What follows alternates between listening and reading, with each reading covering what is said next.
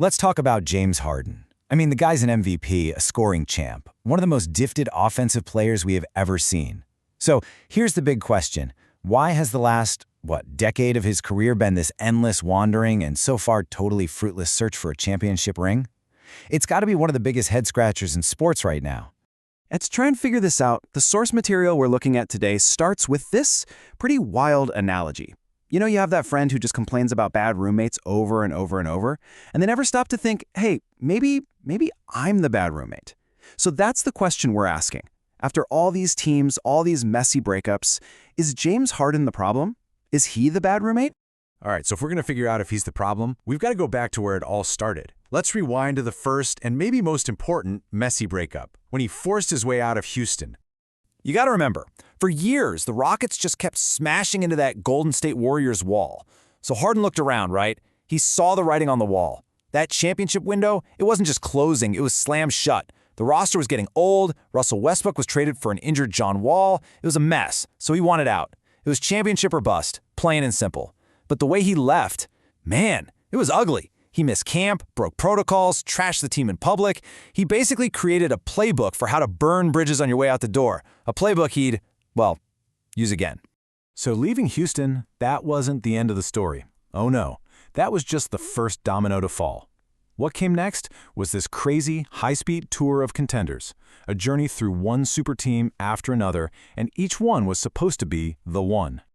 And just look at how fast this all happened. 2021, he's in Brooklyn with a new big three. A year later, bam, 2022, he's in Philly with the MVP. A year after that, 2023, he's with the Clippers, another star-studded lineup. We're talking 3 different super teams in 3 years. That's not just changing jerseys. For a player of his status, that's a level of chaos you almost never see. And you'll notice, each stop on this tour, it starts to sound awfully familiar. Okay, so first stop on the tour, Brooklyn. And on paper, man, this was supposed to be it. You had Kevin Durant, Kyrie Irving, and James Harden, a trio of offensive wizards. It looked absolutely 100% unstoppable. They were the favorites to win it all right out of the gate. The problem was, that whole super team was basically built on a foundation made of glass, and it didn't take much for it to start cracking. And if you want to know how fragile it was, look no further than this number. 16. That's it. 16 games. That's all that legendary Big Three ever played together. 16. I mean, for all the talk, they were basically a fantasy team, more of an idea than an actual lineup. And their one shot at a playoff run together, it ended before it even started. Harden pulls his hamstring just 43 seconds into their big series against the Bucks. So, here's the thing. You'd think they'd say, all right, bad luck, let's get healthy and run it back. But nope. Harden got fed up with all the drama, the injuries, the whole situation, and he wanted out. Again. Barely a year after he moved heaven and earth to get to Brooklyn, he was demanding a trade to get out of Brooklyn. Okay, so on to the next chapter, Philadelphia. And this one really seemed like the perfect setup.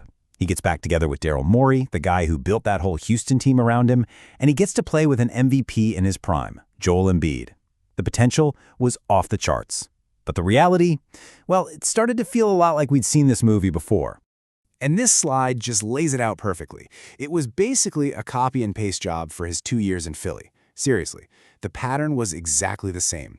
They'd have a great regular season, cruise through the first round, and then, like clockwork, Joel Embiid would get hurt in the second round.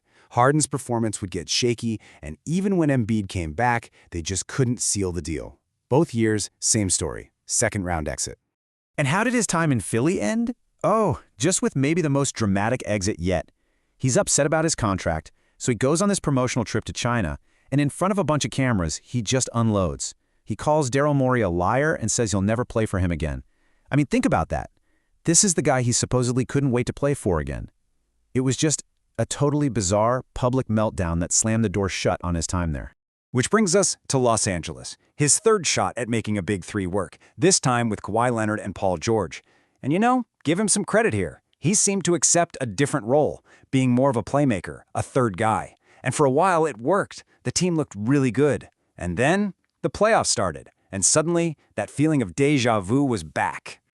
Yep, you guessed it, another playoff run, another key injury to a co-star. This time, Kawhi Leonard goes down. The pressure ratchets up, and the Clippers just fall apart in the first round.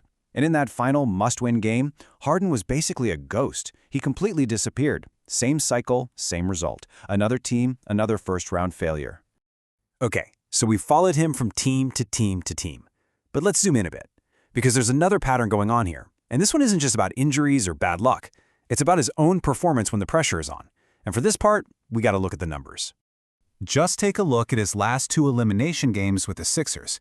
In 2022, against Miami, with the season on the line, 11 points. The very next year, same situation against Boston, even worse, 9 points.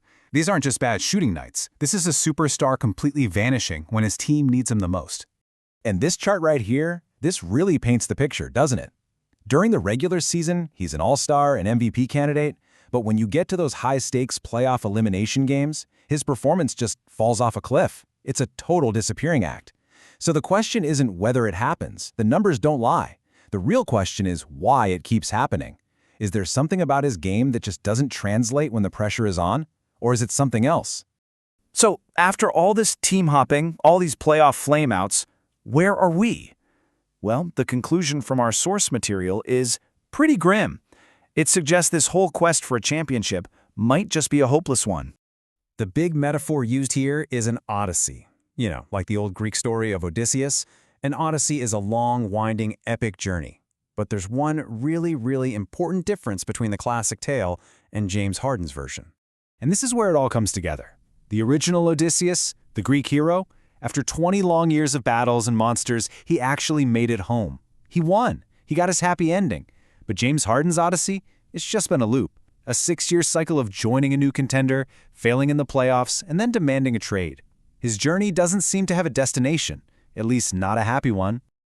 So, what does that all mean for how we'll remember him? Is he just one of the greatest players ever who had some terrible luck with injuries and teammates?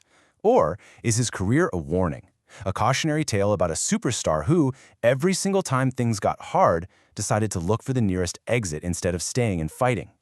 I guess we'll have to wait and see.